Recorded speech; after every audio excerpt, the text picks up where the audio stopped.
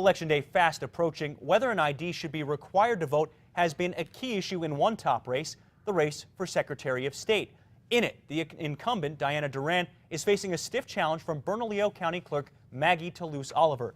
News 13's Cole Miller caught up with both candidates. Cole? Alex, both of these women have been putting in a lot of time making their way across New Mexico, looking to drum up support in their bid to win a key state job. 4 years ago, newspapers called the Secretary of State's office a mess. It's Diana Duran. And she cleaned it up. Squaring off against Maggie Toulouse-Oliver. I remember my parents taking me with them to vote when I was a child.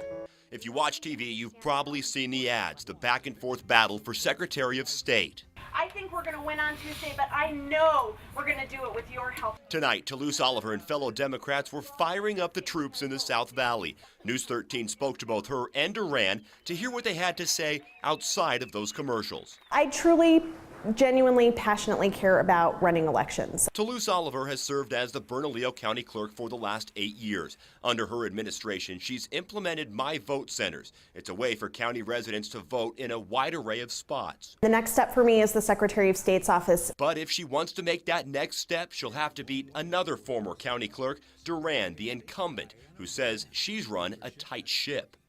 In my administration, we have seen for the first time ever in the history of the state of New Mexico, the first error-free audit of our election returns. The big issue in this race, voter ID laws. I just think that voter ID is a solution in search of a problem. Toulouse-Oliver says while voter fraud is a serious crime, it's also very rare, and ID laws would only cause a bigger headache and hurdle at the polls. That's mass, wide-scale disenfranchisement, and to me, not one voter should be deprived of their right to vote. That's a stark contrast to the incumbent's opinion.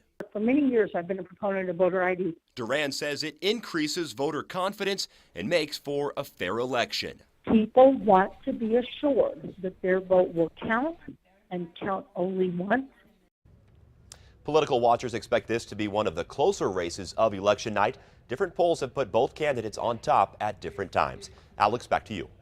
All right, thanks, Cole. Both candidates hope to offer more online services for voters. Both say they'll continue fighting voter fraud and seek convictions for those that are caught doing it.